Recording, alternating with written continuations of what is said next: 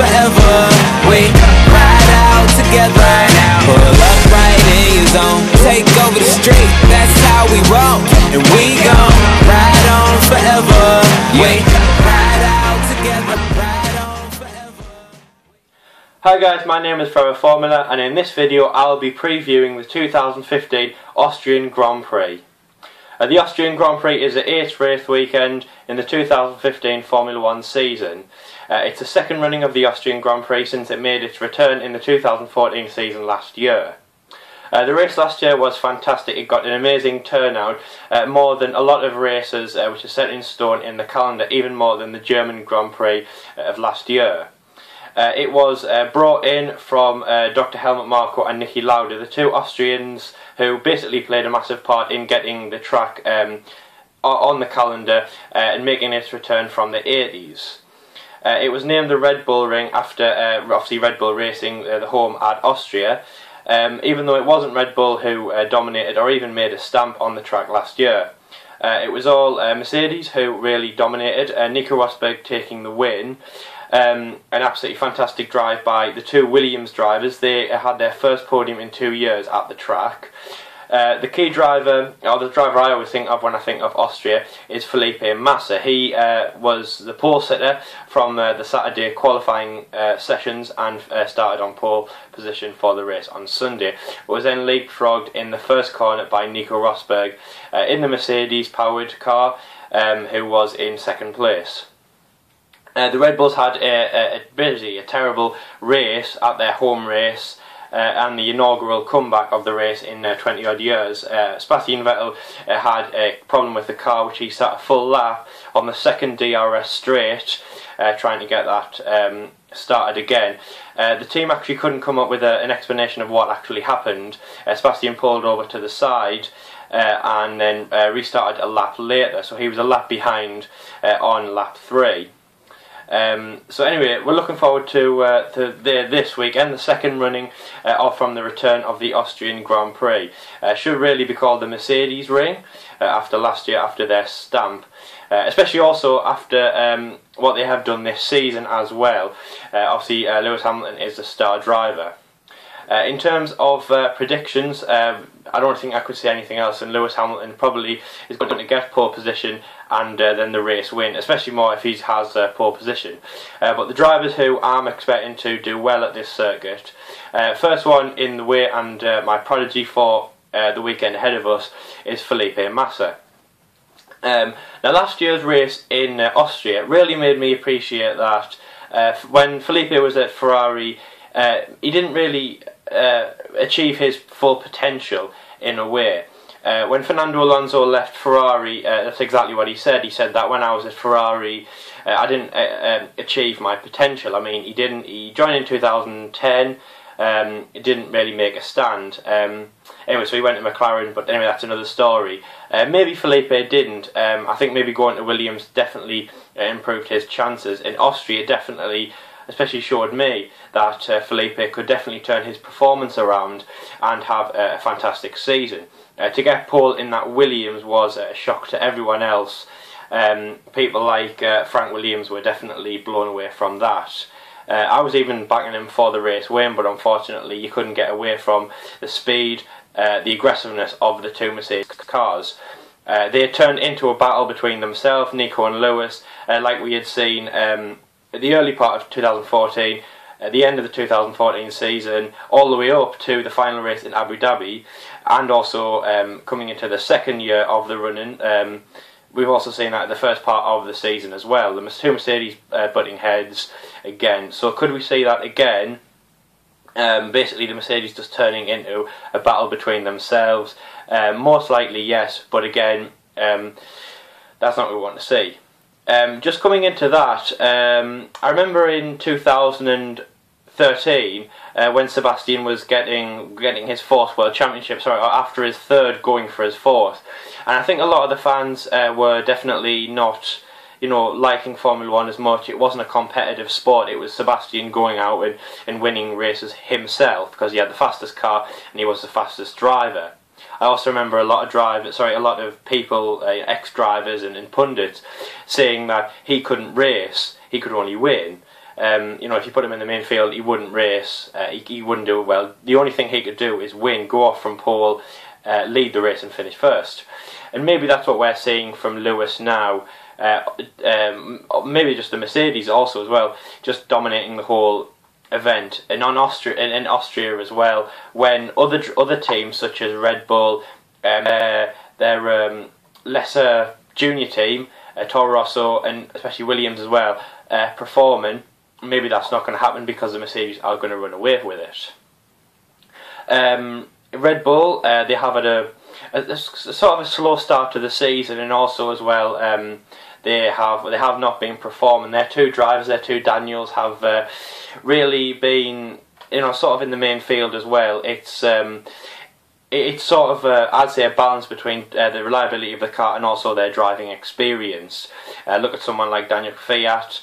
In terms of experience in the car, he hasn't got much, but they haven't had the reliability in the car.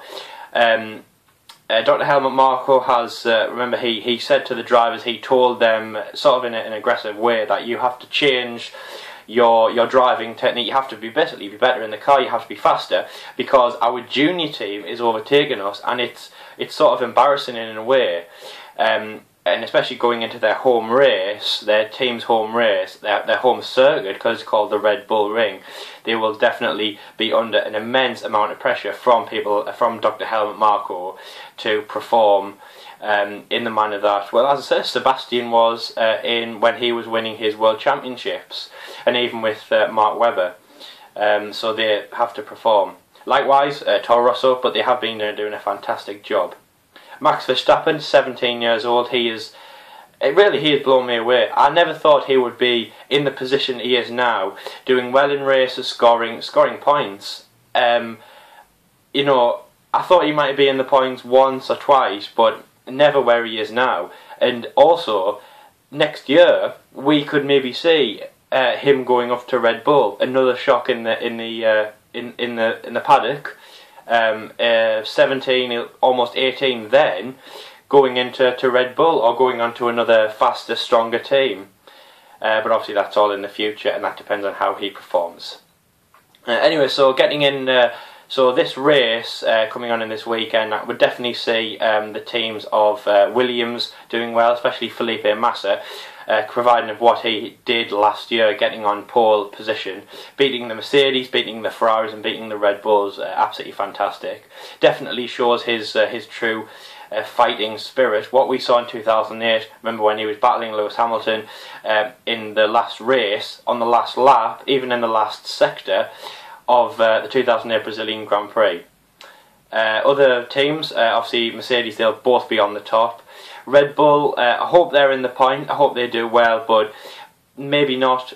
Just seeing of what they've done in the season so far. But again, maybe it's all going to turn around in this race. It's sort of like playing at home when you're a football team. You have home support. Maybe the two Daniels will be able to turn this around, and I do hope so as well, because it's called the Red Bull Ring.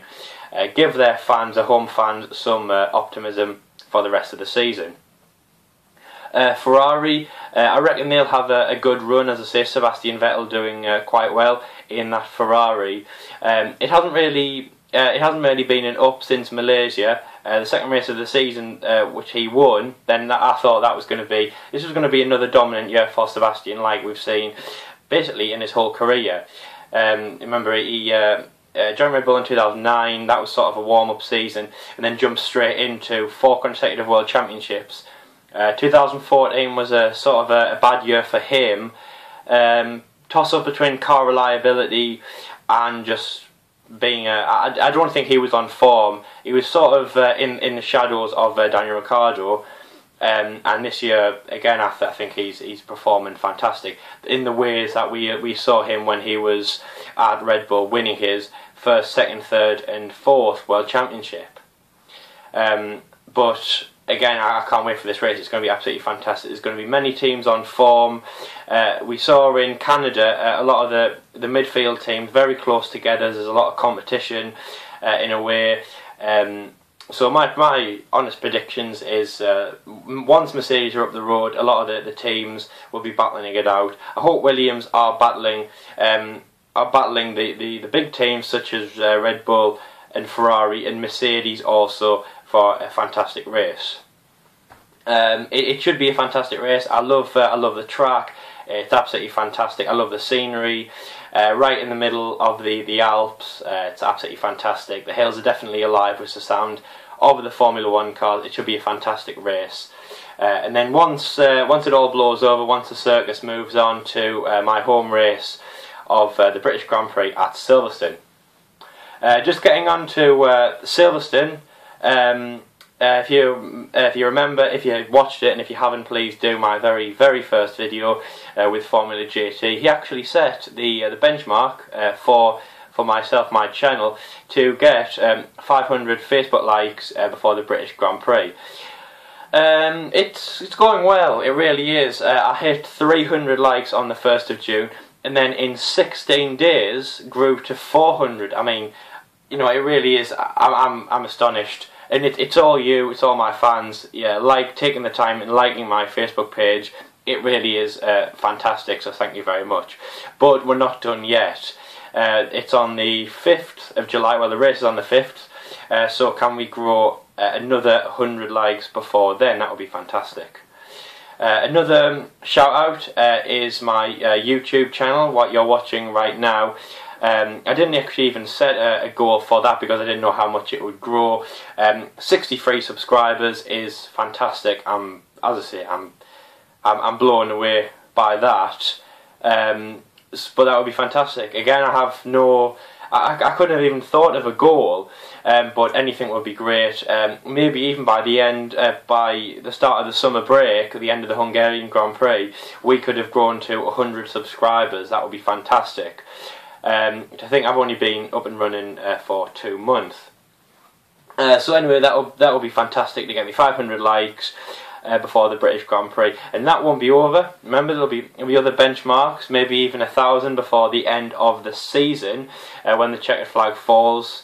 1,500 before the start of the 2016 season, and basically just growing from then. But it's not down to me. It's down to you, my fans.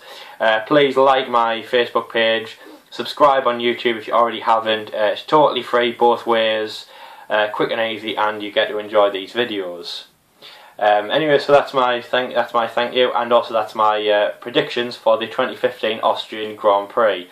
Should be a fantastic weekend. I really enjoy watching that Grand Prix. As I said, fantastic track, fantastic scenery, fantastic fans, and I really enjoyed it. Last year was an immense race. And when you talk about Austria, the first thing I think of is Felipe Massa, or even the other way around.